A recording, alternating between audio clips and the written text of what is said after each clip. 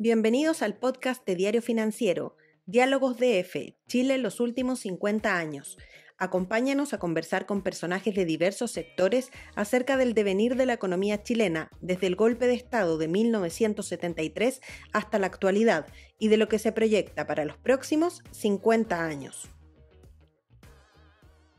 Hola a todos, muy bienvenidos a nuestro podcast Diálogos DF, Chile en los últimos 50 años. Esta es una serie donde un grupo de editores de Diario Financiero hace un repaso por la evolución de la economía del país desde el golpe de Estado de 1973 hasta la actualidad. Mi nombre es Paula Vargas y yo los voy a acompañar en este capítulo especial que vamos a dedicar a un sector que ha sido clave en el desarrollo económico del país y que va muy de la mano también con el desarrollo económico, como es la banca y, por supuesto, el acceso al financiamiento. Justamente para hablar de estos temas y sus desafíos de la crisis por la que atravesaron, estamos con dos banqueros de tomo y lomo, Mario Chamorro y Lionel Olavarría. Muy bienvenidos. Buenos días. Muchas gracias. Yo los voy a presentar brevemente. Bueno, pues ellos tienen extensos currículums, así que voy a ser un poquito mezquina también en presentarlo, porque estaría toda la mañana contando quiénes son. Pero bueno, les cuento que Mario, él es ingeniero comercial y magíster en economía de la Universidad de Chile. También tiene un MBA en la Universidad de California de Estados Unidos. Tiene una amplia trayectoria, como les comentaba, en el sector financiero y bancario. Partió en la Superintendencia de Bancos e Instituciones Financieras por los años 80. Posteriormente estuvo en el Banco Osorno. Después lideró el crecimiento de Core Group y Corbanca, no solamente en Chile, sino también a nivel internacional. En el año 2012 incluso fue elegido como uno de los CEO top de América Latina por el Harvard Business Review. Posteriormente asumió la gerencia general de Tanner Servicios Financieros y hasta que desde el año 2015 es gerente general del Banco Internacional. Muchas gracias y muy bienvenido, Mario. No, muchas gracias a ustedes por la invitación. Lionel Olavarría tampoco lo hace para nada mella, digamos, son 45 años de trayectoria en el sector financiero. Él es ingeniero civil industrial de la Universidad de Chile, máster en Economía y Dirección de Empresas del IS Business School de la Universidad de Navarra, en España. Bueno, él fue gerente general del BCI por más de 21 años y durante 5 años también ejerció como vicepresidente de la entidad. También dentro de su trayectoria ha tenido múltiples directorios, no solamente en Chile, también en Estados Unidos y Perú. España también tiene su trayectoria allí. Director de empresas bancarias, seguros, medios de pago, empresas de leasing, factoring, asesoría financiera, corredoras de bolsa, en fin. E incluso hasta de cable satelital. Esa es una curiosidad que después nos va a contar. Pero bueno, solamente da cuenta del extenso currículo que tienen ambos en el mundo financiero y sus trayectorias ligadas siempre a esta industria. En el caso de Lionel, también galardonado con el Premio Ingeniero Civil Industrial Destacado en 1999 y Premio a la Gestión 2011, ambos entregados por el Colegio de Ingenieros de Chile. Bueno, muy bienvenidos a esta conversación con la que también el Diario Financiero se acerca a todo lo que es la conmemoración de este hito en la historia del país. Nosotros desde nuestra perspectiva, desde el tema económico, básicamente, hoy vamos a analizar justamente con ustedes dos el tema de la banca. Y hay un hito particular en esta historia, en estos 50 años, que marca un antes y un después, como es la crisis de los años 80, de comienzos de los 80. Y Mario, ahí voy a empezar contigo porque tú particularmente partiste tu carrera en la Superintendencia de Bancos, una entidad clave en esos momentos. ¿Cómo se vivieron ese preámbulo antes de que se gatillara la crisis propiamente tal? Tengo entendido que tú ingresaste unos meses antes incluso, o por ahí. Así es. ¿Cómo se vivía y cuáles eran un poquito los antecedentes que hacían prever que esto podía ser una crisis mayor? Mira, yo ingresé a la Superintendencia de Bancos en agosto de 1981 y la primera crisis que fue como previa es noviembre del 81 cuando se intervienen 8 entidades financieras, 4 sociedades financieras y 4 bancos comerciales. Haciendo un poco memoria de las razones que explicaban eso, era que una de estas entidades o varias de ellas tenían un excesivo concentración de su endeudamiento en un solo cliente, que era el que financiaba una parte significativa entonces de su funcionamiento. Por lo tanto, bastaba que este cliente se retirara para que entrara este banco en problemas. Ese fue como un preámbulo, ¿ya? Eran entidades pequeñas y un poco para dar un contexto global. En esa fecha hay un indicador que de alguna forma utilizamos siempre para ver el grado de penetración bancaria, que son los préstamos relacionados al Producto Interno Bruto. En esa época Chile tenía como un 60%, hoy día está cerca del 100%. para que un poco dimensionar el tamaño. Allí obviamente queda como en evidencia que se había hecho un desarrollo, una apertura al mercado de capitales en un contexto de falta de experiencia, como muchas veces se dijo en varios papers que se escribieron en ese momento para tratar de explicar las causas de la crisis. Entonces teníamos un sistema bancario que se estaba liberalizando, pero un contexto regulatorio y de Distinto. supervisión que era todavía, estaba recién comenzando a moverse. Entonces se produjo un desfase. Y una crisis económica también en ciernes. Después en ciernes, y ahí caemos un poco al año 83, donde la crisis económica, esta falta de experiencia que se señalaba en muchos artículos, y también todo el tema de la cartera relacionada, que ha sido como un gran aprendizaje que ha tenido Chile en toda esta época, que explican parte de lo que se produjo, por qué se produjo la crisis. ¿Y cómo se vivía esos momentos?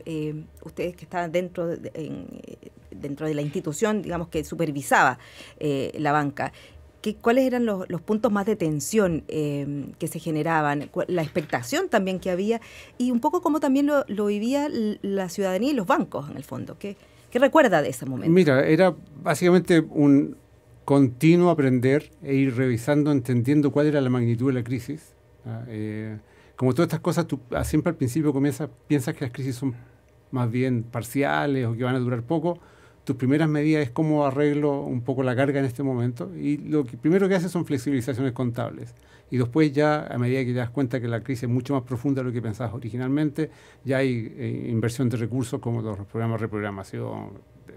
¿Cómo se vivía adentro? Bueno, había una preocupación de saber que había un contexto legal y regulatorio que había que modificar, sí que pensábamos que en algún minuto la banca iba a hacer el aporte que necesitábamos para el desarrollo del país. Pero la urgencia era un poco atender a esto, el momento. El momento Así que era la falta de liquidez. Ahí llegó la intervención de algunos bancos, la quiebra de 8 bancos en esos momentos. Posteriormente, en este continuo aprender, la compra de cartera por parte del Banco Central, después con el compromiso de recompra posteriormente, y hasta el año 85 que vino todo lo que es ¿cómo se llama? El capitalismo popular, eso, usted me lo recordó. El capitalismo popular, que en el fondo es cómo inyectan capital a los bancos, a las entidades financieras, a través del ingreso de nuevos accionistas, aumentos de capital básicamente. Toda esa secuencia de decisiones del regulador y de la autoridad monetaria, ¿cómo, ahí Lionel te voy a preguntar un poco a ti, ¿cómo evalúas, con la perspectiva del tiempo, cómo evalúas que actuaron las autoridades en ese momento y la serie de medidas que adoptaron en esa secuencia? Yo creo que Mario tiene un punto. No había mucha experiencia ni por el lado de los reguladores, ni tampoco por el lado de los administradores de los bancos. O sea, hay que ser bien honestos de que la liberalización de la banca, recordemos que antes las tasas eran fijas, sí. ¿ya? Entonces se decidió ir liberalizando esto en los años 70 para que la tasa fuera de mercado, se permitiera un crédito consumo que antes no existía. Hubo una serie de medidas y claramente había un inicio de un sistema que, desgraciadamente por la crisis en Estados Unidos, que subió las tasas, Volcker, yo recuerdo que fui de vacaciones, cuando regresé las tasas de crédito hipotecario estaban en el 18% anual. Entonces todo eso obviamente empezó a producir un problema en el sistema. Yo sumaría además una reflexión respecto al manejo de la economía, porque todas las reformas económicas apostaban a un tipo de cambio fijo, que fue un tremendo problema para los clientes y para los bancos. Apostaban también a un banco central que llamaban neutro, que no fijaba la tasa de interés, ni tampoco proporcionaba liquidez. Entonces, cuando se produce la crisis, nos encontramos con que las herramientas con las que se podía echar mano no eran muchas, ¿eh? Era solamente rescatar o liquidar, no había más, ¿eh? Y eso produjo cuando la peor crisis que se puede producir en un sistema es la crisis financiera. Claro. Tú puedes tener una recesión, una crisis económica, pero si el sistema financiero está sano, la puedes salvar relativamente en tiempo corto. Pero acá no, acá hubo una destrucción de riqueza enorme, como decía Mario, también está el tema de los relacionados, que es un tema ético, ¿no? Porque los grupos prestaban a sus propias compañías cantidades más allá de lo que era por el crecimiento que estaba teniendo el boom famoso que se hablaba, ¿no? Y eso generó de que cuando colapsó un grupo arrastró los bancos que estaban detrás, ¿no? Eso hoy día no puede pasar porque hay límites, o sea, una reforma después que solucionó una serie de temas que estaban pendientes. Fue un momento muy doloroso y que de alguna forma se podía haber previsto porque yo me recuerdo los almuerzos que teníamos yo era asesor de la presidencia, don Jorge Yarur, en esa época en el Banco de Crédito, en el año 83, ya en el año 81 estaba en el Banco de Santiago. Y en esos almuerzos revisábamos cifras con el economista, conversábamos y en un momento determinado el Banco Central publicaba las cifras de reserva y los flujos de capital, porque ingresaba mucho crédito dólar en esa época y las reservas se acababan en mayo. Eso fue ya el año 83 y obviamente en junio hubo una devaluación y el tipo de cambio fijo desapareció. Claro. Ahí se liberalizó el tipo de cambio. Y ahí, ¿cómo evalúan que actuó la autoridad de la época? ¿Tomó los resguardos necesarios? De allí en adelante, no sé, ¿quiénes fueron figuras claves en ese momento, como que tomaron decisiones que podrían ser muy dolorosas, pero que sin embargo fueron necesarias, digamos, sí, para necesarias. Sacar adelante Fueron absolutamente necesarias y a pesar de toda, después se ha analizado hacia atrás y hay una parte muy crítica de por qué los bancos, se apoyó a los bancos, pero es que ya la destrucción habría sido total del país. Cuando hay una crisis financiera, el problema que surge es cómo se reparten las pérdidas, ¿no? Cuánto es de los accionistas, cuánto es de los depositantes y cuánto es del regulador, el Estado que pone recursos. Como decía, no había muchos instrumentos en esa época. Entonces, lo único que quedaba fue un salvataje bastante global, por etapas. Primero se hizo, como decía Mario, una flexibilización contable, en que tú las pérdidas las contabilizabas de una forma que tu capital seguía intacto. Y entonces era un tema del balance, digamos, pero no había mayor rescate. Eso no funcionó y rápidamente hubo que entregar. Porque ahí básicamente no funciona porque no hay liquidez y probablemente fueron rescatados bancos que no iban a recuperar nunca, tal vez. Ese es un buen muy punto. riesgoso. Ese es un buen punto, porque el criterio que usó la autoridad era que no solo que tú hubieras perdido el capital, sino que si tenías flujos positivos, de si estabas generando o no estabas generando, que es lo típico que se hace con un deudor. Entonces, afortunadamente, en el Banco de Crédito habíamos tomado unas medidas. Nosotros redujimos los gastos en un 14% antes de la crisis y el banco estaba generando. Por lo tanto, cuando se hizo el programa y se demostró, porque fue el primer banco que recompró su cartera, pidieron un flujo con un modelo bien sofisticado por parte del Banco Central y de la Superintendencia para poder apoyar a los bancos. Y entonces se generó esta liquidez a través de los mecanismos no son un poco técnicos, pero se dio liquidez para poder seguir operando con los clientes. Pero fue todo muy doloroso porque el tema de reprogramación que decía Mario significaba que tú tenías que dividir tus clientes de acuerdo a una normativa entre viables y no viables. Si eran viables los podías reprogramar, incluso tenías apoyos de líneas y cosas, pero si no, tenías que dar la mala noticia y eso ha generado desde entonces un dolor de imagen en la banca bastante grande, porque ¿cómo le das la noticia a un cliente? Mire, usted no está generando, no tiene flujo de caja, no puede pagar los créditos, reconózcalo y quiebre. Era un doble dolor, o sea, el interno, que era básicamente ajustarse en costos, me imagino muy relevante en términos de probablemente echar gente también, o sea, los ahorros de costos todos sabemos lo que implica. Y de cara a la ciudadanía, el no tener acceso, digamos, a financiamiento. Imagínate que la crisis que ya cuando se declaró, el Producto Bruto cayó un 14,3% en un año y el desempleo llegó al 26%, ¿ya? 26%. Entonces era una situación bien difícil. En esa época don Jorge Yarur era presidente de la Asociación de Bancos y el ministro, hablando de los actores que tú preguntabas, era Rolf Luthers. Y recibe una llamada, yo estaba con él en una reunión, recibe una llamada de Rolf Luthers en que le decía, mire, necesito hablar con usted a tal hora, ¿dónde nos juntamos? Y bueno, creo recordar que con Jorge lo invitó a su casa. Jorge era un excelente barman y también y anfitrión. Y se reunieron justo a la hora en que salió la cadena nacional. O sea, lo vieron juntos, ¿ya? Y ahí conversaron de qué iba a pasar y cómo se podía esto solucionar mejor. Pero ahí está. Una cadena nacional, perdón, en la que se... En enero de 1983, en el verano. En la que se anuncia la intervención. Se anunció por parte del ministro, que estaba grabado, cuáles bancos era pero terrible estar escuchando eso.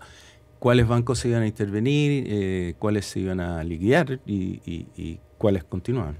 Y ahí, bueno, cuéntanos un poquito quiénes fueron los bancos pues que estaban en la lista, en esa lista. Yo diría que lo más importante que los dos bancos más grandes, que era el Banco de Santiago y el Banco de Chile, el resto ya eran de menor envergadura, fueron intervenidos.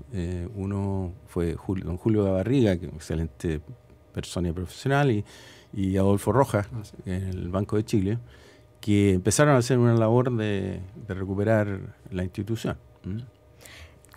¿Cuánto tiempo duró esa intervención de los bancos y en qué momento se empezó como a recuperar la industria, Mario? Mira, estamos insertos dentro de un contexto económico, el país que pasa también por esta crisis, cuyos números un poco mencionaba Leonel, con desempleo alto, se comienza también a recuperar. Y lo que yo creo que es relevante mencionar es que en el año 86 sale una nueva ley de banco que de alguna forma recoge todo el aprendizaje que hubo en la crisis anterior y que ha sido la que se ha ido modificando en el tiempo, pero que en realidad mantiene un poco su base. O sea, esa es una de las bases para que se recomponga el sistema. Así es. Tiene un tratamiento bien especial y bien particular. La normativa incluso hace una presunción de relación, permite que el regulador pueda suponer que tú estás vinculado a un banco por ciertas acciones operacionales comerciales.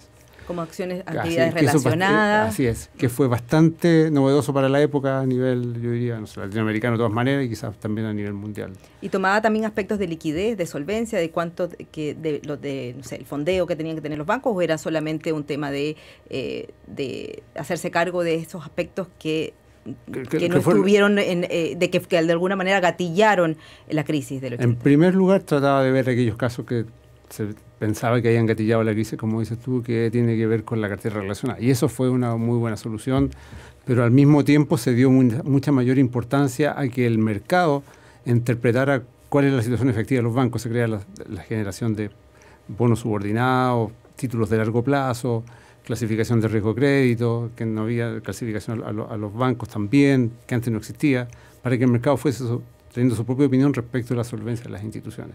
Además, allá de obviamente regular y dar límites a todo tipo de índices que tengan que ver con solvencia y liquidez, básicamente. Ahí empieza como a sentarse como las bases de lo que es la banca hoy en día. Sí. Eso pasó en el 86, sí. ¿ya? Y ahí cómo se empiezan ya a los bancos a recomponer, en el fondo, que aparte de la regulación, ¿qué es lo que empieza? Me imagino yo que también que va con un tema de la mano de crecimiento, claro, que eso de repente genera más dinamismo y se empieza a cambiar la industria, digamos. Y ahí también el cambio de la industria, ¿cuándo empiezan también a llegar los actores extranjeros? ¿Cuándo empieza a ser atractivo también para los extranjeros llegar a Chile y establecerse con sus bancos? Desde que primero, la economía siempre tiene que ver, y si la medida que la economía vaya bien, a todos los sectores en general les va bien, y la industria bancaria no es distinto en eso.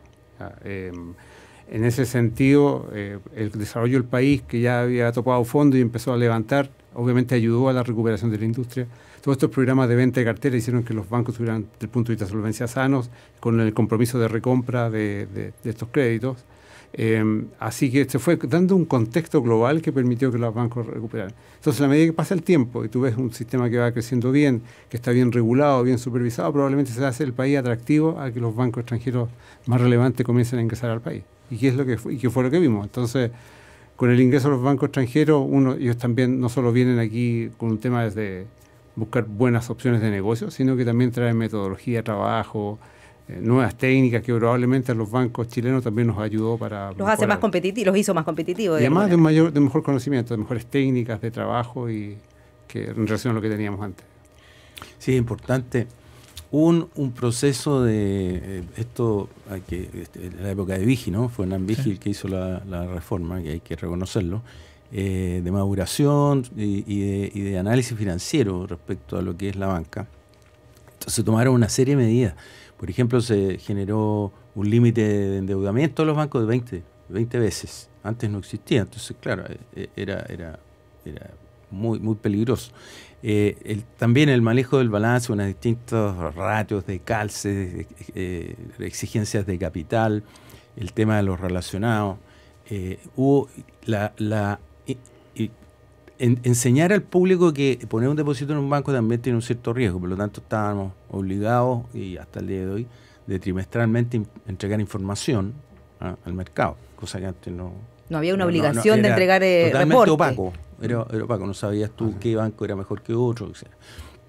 Eso fue una serie de cosas. Se exigieron provisiones de cartera, o sea, cuántas reservas para pérdidas de crédito tienes que tener, y se generó toda la supervisión, que desde mi punto de vista fue una de las cosas buenas que hasta el día de hoy continúa, en que la superintendencia puede revisar distintas cosas y entra a fondo, ¿no? En el tiempo ha ido generando una capacidad profesional interna mediante la formación de su personal, de forma que se va poniendo al día. O sea, las cosas se han ido sofisticando en el mercado, los derivados, ahora viene todo el tema de blockchain, los criptomonedas, etcétera.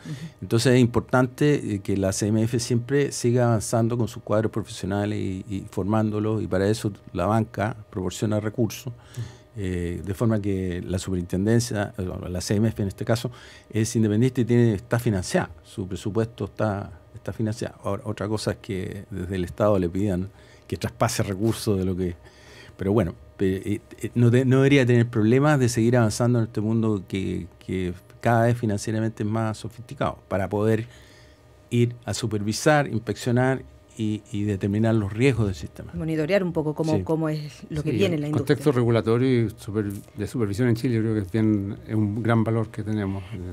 Lo robusto que es el tema regulatorio y el rol de supervisión que también tiene la CMF en este caso, lo vamos a continuar conversando. Antes les voy a recordar que estamos aquí en nuestro podcast Diálogos de F, Chile en los últimos 50 años. Nos acompañan hoy Mario Chamorro y Lionel Olavarría, con quienes estamos conversando acerca de la banca y su impacto en el desarrollo del país en estos últimos 5 décadas. Continuando con el tema, solamente para cerrar el capítulo, que yo creo que nunca está completamente cerrado el tema de la crisis, sino sin hablar de las lecciones que dejó esta crisis. Lionel, ¿cuál a su juicio fue la mayor lección que dejó la crisis de los años 80? Yo diría que hay dos cosas que están relacionadas, digamos. Uno, el tema ético de parte de los grupos empresariales, yo creo que es un tema. Y bueno, ese es un tema que siempre está permanente en el capitalismo, ¿no? De que hasta qué punto tú puedes hacer negocio sin vulnerar ciertas reglas. Y lo segundo es lo que estamos viendo hoy día, lo que llaman el riesgo moral, ¿eh? El riesgo de la fe pública. Y que en Estados Unidos, voy a poner ese ejemplo para que la gente lo vea claramente, el Silicon Valley Bank, que tuvo estos problemas. Bueno, la Fed podría haber tenido distintas alternativas, ¿no? Podría haberlo liquidado, podría haberlo rescatado. Inicialmente lo dejó caer, pero luego ¿qué ocurrió? Que tuvo que decir todos los depósitos, que es el problema de la fe pública, ¿no? De que tus depósitos que están en la banca estén seguros, porque si no se produce una corrida bancaria. Entonces, rápidamente el Federal Reserve dijo, no, todos los depósitos a nivel nacional están asegurados. ¿Ya? En esa época no había seguro de depósito, que fue una de las reformas que se hizo, se implementó el seguro de depósito hasta cierto monto, en ciertas condiciones, y toda la gente sabe que sobre eso puede ocurrir una pérdida, ¿ya? Entonces tiene que exigirle a su banco y ser más cauteloso en la forma de invertir. Hay otras cosas que yo diría que desde el punto de vista macroeconómico son casos de estudio y que no he visto yo un informe o un paper económico que hable de este tema, pero para mi gusto la política del tipo de cambio fijo, economía abierta, sin poner tope al déficit fiscal, o sea, una serie de cosas que también hicieron que, si bien la crisis fue latinoamericana, la nuestra fue mucho peor, ¿ya? Pero mucho peor, agudizada por esta apertura que se estaba haciendo. En mal momento, creo yo. Ahora, usted en el BCI fue el primer banco que logró recomprar, logró pagar, digamos, la cartera mala, de alguna manera, que adquirió el Banco Central en los años 80. Ustedes en el BCI fue el año 91 que cerraron ese capítulo. ¿Qué significó para usted, para el BCI en ese momento que estaba comandado por usted, el cerrar ese episodio, en el fondo? Bueno, hubo mucha alegría y mucho dolor porque en el momento que nuestro presidente, don Jorge Yarur, estaba anunciando esto en el hall central de la oficina más grande, era un podio, me hizo un discurso, terminó el discurso y tuvo un colapso, ¿ya? Entonces tuvimos que subirlo a su oficina y llamar de urgencia, pero ya había tenido un accidente vascular que le produjo paro respiratorio, cardíaco.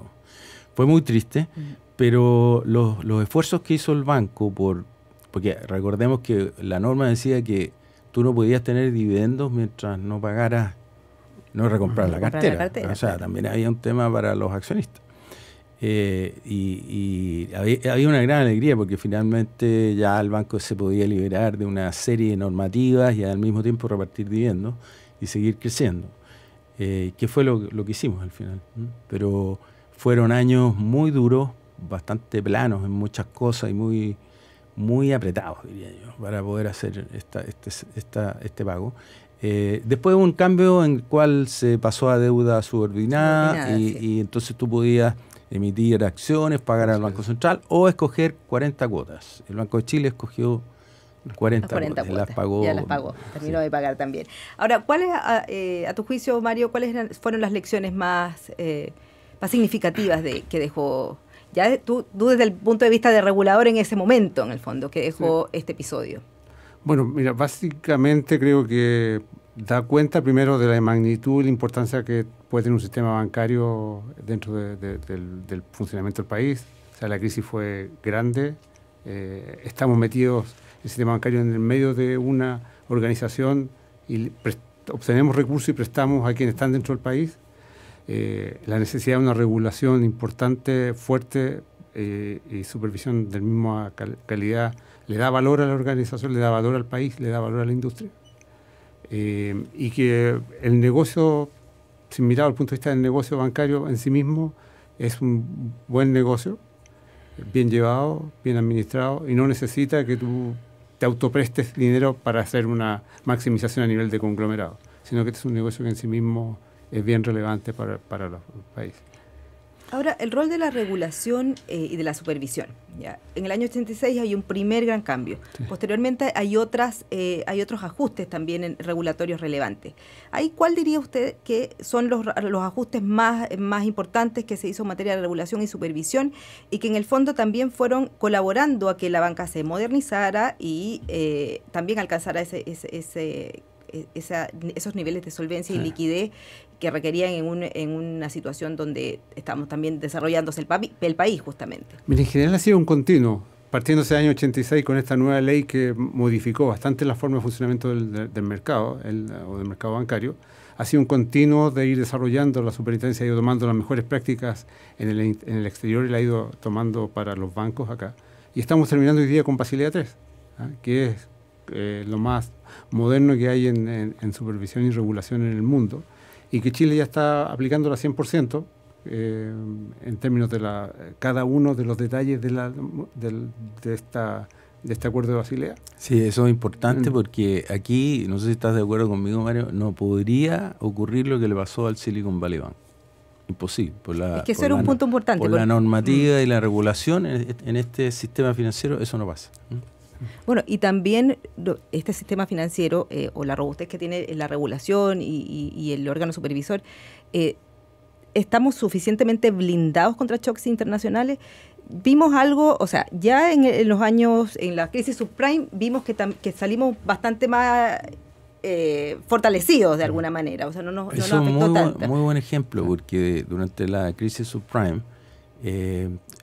había una calificación en el Fondo Monetario de la solvencia de los sistemas financieros y Chile estaba en cuarto lugar, gracias a esta normativa, esta supervisión y la forma como se manejan los bancos en Chile. O sea, era uno de los sistemas más sólidos, ¿ya? Y yo creo que eso va a continuar siendo así. Ahora, los shocks externos que está mencionando son difíciles porque hemos visto lo que ha ocurrido con la pandemia, por ejemplo, y lo que puede ocurrir si nuevamente en Estados Unidos las tasas de interés vuelven a subir a niveles altos. Eso nos va a afectar de todas maneras. Pero yo pienso que el sistema financiero está muy bien manejado, muy bien supervisado, y desde mi punto de vista casi es más importante la supervisión que la regulación. No sacan nada con tener una regulación si no al se final, aplica, claro, exactamente. Si no se vigila. Por ejemplo, ¿te acuerdas del tequila del año 94? A Chile ya no le pasó nada. Después vino Subprime en 2008 tampoco. Ahora hay el tema de Sun Valley. Silicon Valley, claro. Silicon Valley, claro, que tampoco fue un tema para el sistema bancario chileno. Y eso tiene que ver con la regulación. Yo creo que sí. Y cuán robusta es. Ahora, eso ha sido, como ustedes lo han mencionado, un continuo, el tema regulatorio. Ahora, ¿qué pasa cuando ya empieza la banca a desarrollarse más? Empieza también mayor competencia, no solamente de los bancos internacionales, sino internamente. Se empieza a desarrollar todo esto, este boom también de la banca, que también viene de la mano del boom económico del país. Hay mayor competencia, también ingresan nuevos actores que no son bancarios. ¿Cómo miran, por ejemplo, en ese momento el ingreso, por ejemplo, de las casas comerciales, que se le llamaban así ahora las tiendas departamentales?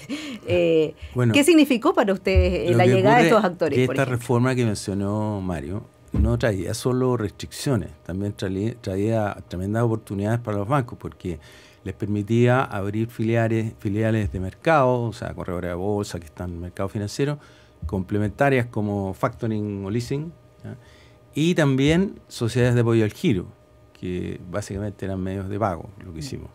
Entonces, había un crecimiento por ese lado importante para el sistema bancario, que mirado desde fuera lo debe haber hecho también atractivo. Y toda la banca empezó a generar sus nuevos productos a través de estas filiales, y obviamente eso hizo crecer sus utilidades, pero adicionalmente la recuperación económica hizo que también el sistema fuera acompañando las necesidades de financiamiento que la economía en su desarrollo tiene.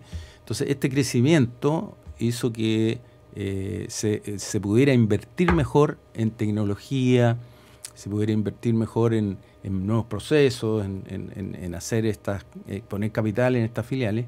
Nace Transbank también. Claro, Redbank, que fue la primera, pero esa fue ya el año 85, y Transbank el año 89, que con la compra de Bancar ya pasó a ser la que administraba las tarjetas en el año 91. Eso fue un tema importante, porque el mercado de tarjetas no se había desarrollado porque Bancar tenía como un bloqueo, que no hacía interesante el negocio de las tarjetas, porque tenía todo lo que era el descuento de los comerciantes en su cuenta de resultados. Los bancos no veían ese negocio, por lo tanto no era atractivo para ellos entrar. Y ahí entonces entró retail, porque como la banca no estaba ofreciendo demasiadas tarjetas, el retail financiero empezó a crecer mucho. O sea, de hecho tú ibas a una tienda cualquiera, sin mencionar nombres, comprabas con tu tarjeta de crédito bancaria y automáticamente te ofrecían la del lugar en el fondo. Y dejaban la fotocopia de tu tarjeta ahí y te trataban de sacar toda la información. Entonces se produjo una competencia, por un lado, que era bueno para los consumidores tener estas tarjetas, porque eran a un segmento que la banca todavía no estaba entrando, que era de menores ingresos. Pero por otro lado también, medios bajos. Claro, por otro lado también no estaban regulados. Entonces tenían ventas atadas y ganaban mucho dinero con estas tarjetas. Y ahí se produjo también un tema de endeudamiento también y que en el fondo se fue arrastrando hasta convertirse en un sobreendeudamiento de la gente, y eso también es un episodio que, ¿cómo lo ve la banca? ¿Cómo lo aborda? Yo creo que todos los bancos tenemos hoy día estándares para prestar dinero en relación a los ingresos familiares de las personas que quieran tener deuda. Entonces, también en el tiempo ha habido aprendizaje de los consumidores y también de la banca hacia un comportamiento más responsable. Todas las campañas de educación financiera que se han hecho en el último tiempo apuntan a eso, a que cada uno tome el nivel de endeudamiento que es capaz de sostener con los ingresos que tiene. Tampoco pasa, en la práctica no es tan así, en el fondo también hay espacios importantes de... ¿Sabes lo que pasa, Paula? Que un deudor, como no está todo en línea, puede ir a distintos bancos, distintos retail financieros y pedir crédito y se lo van a dar si sus antecedentes son buenos, pero se sobreendeudó. Entonces, una aspiración ya antigua de la banca es la base de datos consolidada. Sí. Porque eso permitiría saber que tú estás sobreendeudando a una persona y no prestarle, pero hoy día no lo puedes saber. Entonces, ahí hay un tema que está pendiente y un desafío que yo creo que es para la asociación de bancos y para el regulador y ver cómo se hace esto finalmente, porque en otros países existe. Han existido en el último tiempo adquisiciones de bancos de áreas de retail financiero, y todos esos clientes han ingresado a las bases de datos. Entonces, en ese sentido, esta adquisición también tiene una buena noticia de mejorar la información existente en línea con lo que señala Leonel. Claro, efectivamente, ahí los bancos en el último tiempo han ido comprando las tarjetas, digamos, las áreas de las tarjetas del retail o de supermercados también. Ahora, por un lado, claro, uno de los riesgos de esta mayor apertura está el endeudamiento o sobreendeudamiento de la población. Pero también, ¿qué beneficios saca la población, la gente en general, y también las empresas de este sistema financiero más virtuoso, más abierto, con mayor liquidez, más robusto? ¿Cuáles dirían ustedes ahí en caso de cómo se beneficia las empresas y las personas? En primer lugar, yo creo que accediendo a servicios que probablemente en el pasado no los tenía. Solamente algunos números, hay cerca de 1.200.000 clientes con crédito hipotecario. Una parte relevante de estos créditos hipotecarios son hace más de 20 años, o sea, sobre el 70% está más de 20 años, que era algo que antes no se podía tener. Y eso permite que la gente acceda a la casa, que para los chilenos es tan relevante para todos nosotros. Entonces, primero, das acceso a distintos productos que te ayudan en tu diario vivir. Y segundo, a precios mucho mejores, porque con el nivel de competencia, y solamente para seguir con el mundo de ejemplo hipotecario, en los años 80 las tasas hipotecarias eran 14, 16% más UF. Hoy día están al nivel del 3, entre el 3 y el 4, pero pasando en algún momento por tasas del 2%. Entonces, más acceso, menores costos, más servicios. Yo creo que todo el mundo se ha ido de alguna manera u otra beneficiando con el desarrollo de la industria bancaria. Más bancarización, porque si tú miras las cifras, desde el 2010 al 2023, o sea, son 13 años, las cuentas corrientes se han multiplicado por 3,6, tenemos 9,5 millones de cuentas corrientes. Las cuentas vistas son 26 millones, se han multiplicado por 2.4 veces, o sea, son 340%. Las tarjetas de crédito son 26 millones, se han multiplicado por 2,3, y las tarjetas de débito son 13,8 millones. O sea, el acceso a servicios de la población ha aumentado muchísimo. Y eso hace que la economía también, porque los bancos, ¿qué hacen? Tienen tres misiones: dar crédito, dar rentabilidad de inversiones y el sistema de pago. Entonces, cuando tú tienes un sistema de pago eficiente, aumenta la productividad y todos los negocios se hacen más fáciles. Hoy día tú tienes transferencias online que son real time, o sea, tú le transfieres a cualquier persona e inmediatamente la recibe en su cuenta, cosa que no existe en muchos países. Para los que son más gente que es más joven y escucha este podcast o lo ve, antes uno hacía una transferencia o un depósito y salía 24 o 48 horas después sí, en la cartola. Hiciera de Punta Arena, el cheque se demoraba 3 días, o sea, no han vivido eso, realmente ha sido un avance muy importante. Y mira qué ha pasado con los cheques. En el año 2013 habían 179 millones de cheques al año. El año 2023 vamos a 36 millones de cheques. O sea, prácticamente vamos a llegar al 25%. Se ha reducido el número. Y por otro lado, lo que es online, de 235 millones al año, transacciones en 2013, 1.606, o sea, se ha multiplicado por 6,8. O sea, ahí está la labor de la banca, de la tecnología, digitalización. Y eso es un punto importante y que tiene que ver con el futuro también de la banca. Su principal desafío es el tema de la transformación digital. ¿Ya? La banca ha sido muy pionera en eso también, pero también han llegado nuevos actores, la fintech. También está todo un mundo que es más difuso y es más difícil de caracterizar por cómo surgió, que son las criptomonedas, las monedas digitales, en fin.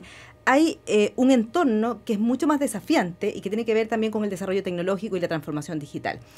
¿Cómo están viendo, particularmente, Mario, ahí la banca hoy en día esos desafíos?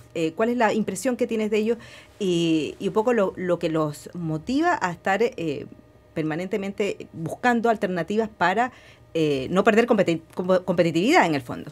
Sí, como con este desarrollo tecnológico tan marcado que hemos tenido en los últimos años, obviamente la gente necesita y quiere mejores servicios. Y la banca no puede ir atrás de eso. Entonces, hemos ido todos los bancos teniendo una experiencia digital, desarrollando áreas digitales, incluso nosotros que somos todavía un banco más bien del 2% de participación de mercado, pero los bancos grandes lo han hecho y nosotros también tenemos nuestra propia área de desarrollo que busca tener mejores productos desde el punto de vista digital.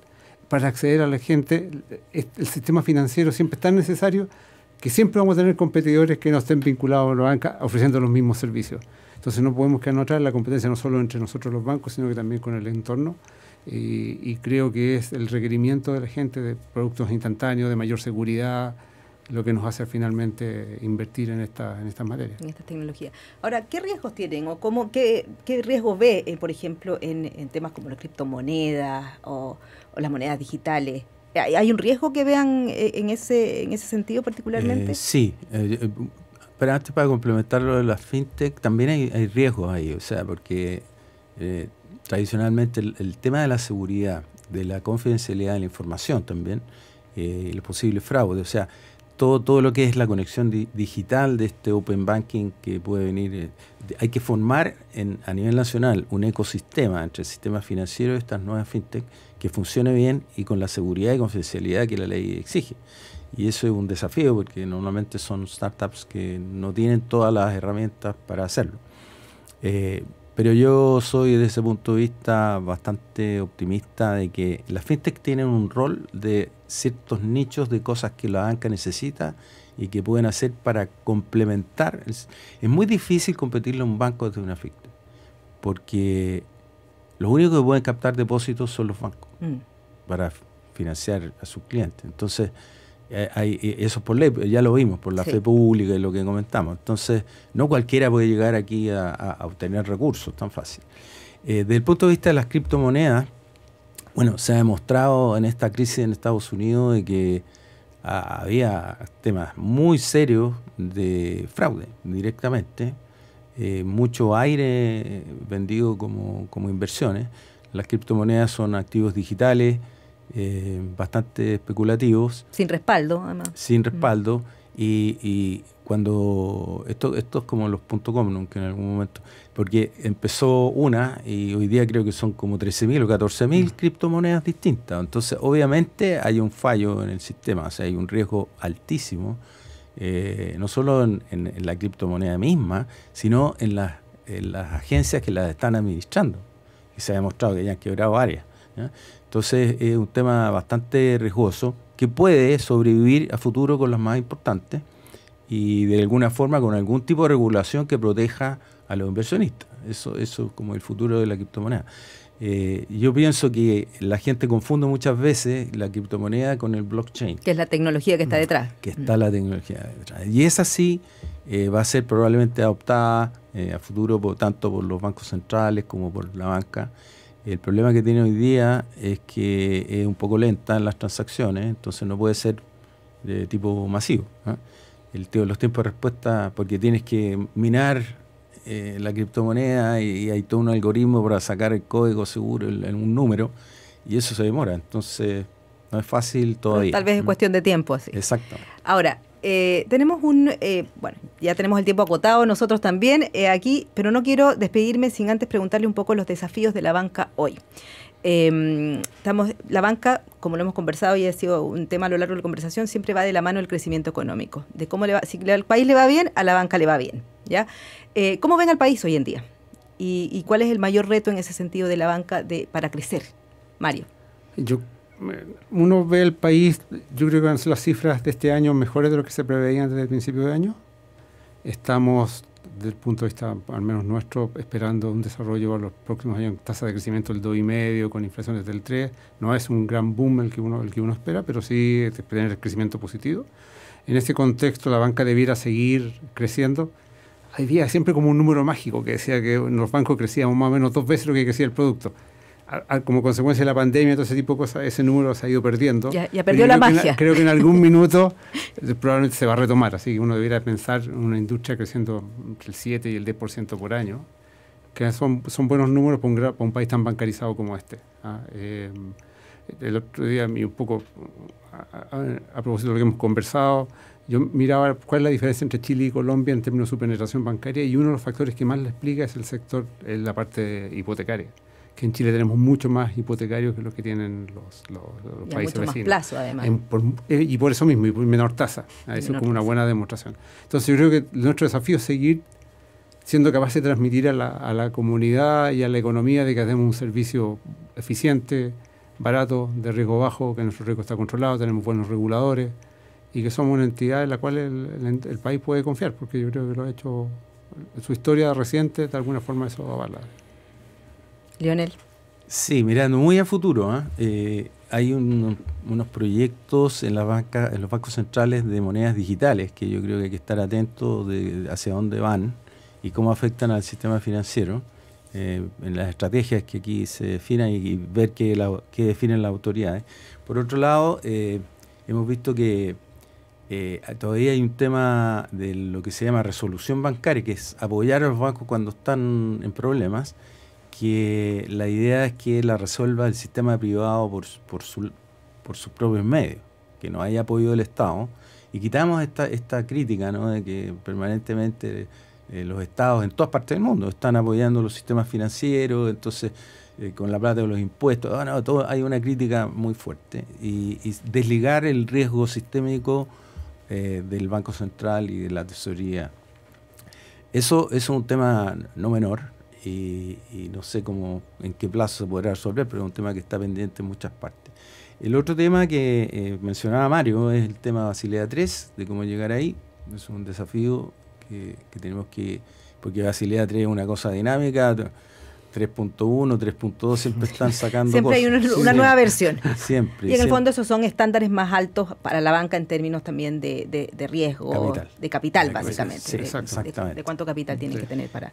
Y bueno, el tema de la fintech que mencionaba yo, este ecosistema que tenemos que construir entre todos, yo daría algunos directrices o lineamientos en alguna comisión para que no salga algo que sea como todo pegado, sino que realmente haya roles que sean importantes. Y hay un tema que, esto es una opinión personal, o sea, no hago el disclaimer, que yo pienso que lo peor que puede ocurrir es que en la parte política siga metiendo regulaciones, que lo hagan los organismos, las instituciones que conocen, como es el Banco Central, la SMF. Yo creo que es muy importante, el Ministerio de Hacienda, etcétera. Pero cuando veo proyectos en el Parlamento que tocan a la banca sin entender muy bien cuál es el negocio, incluso en algún momento querían también hacer proyectos de seguros que en el fondo eliminaban los seguros, o sea, pero ¿cómo puede ocurrir eso, no? En el caso de la banca ocurre algo parecido, ¿eh? Entonces hay una ley de fraudes, por poner un ejemplo, en que no es correcta porque siempre se supone que el fraude es de responsabilidad del banco, y eso no puede ser, sobre todo cuando existen hackers. Claro, está todo más sofisticado. Claro, o sea, hoy día entonces no puede ocurrir eso. Bueno, ese es un tema que yo pienso que se debería cuidar, porque este es un sistema, como veíamos desde el inicio, que hay que mantener solvente, hay que mantener funcionando bien. Es delicado de repente sacar normativas que puedan afectar su solvencia. Muchas gracias, Lionel. Muchas gracias, Mario. La verdad es que podríamos quedarnos toda la mañana conversando, todo el día conversando acerca de lo que es la banca y cómo ha sido su desarrollo en estos 50 años. Les agradezco mucho el haber estado acá participando de este podcast Diálogos DF Chile en los últimos 50 años. Muchísimas gracias a todos quienes nos escucharon o quienes también nos están viendo a través de nuestra señal de YouTube y nuestras redes sociales. Muchísimas gracias. Hasta una próxima oportunidad. Esto fue Diálogos DF, Chile en los últimos 50 años, un espacio para analizar la evolución de la economía desde el golpe de Estado de 1973 hasta la actualidad.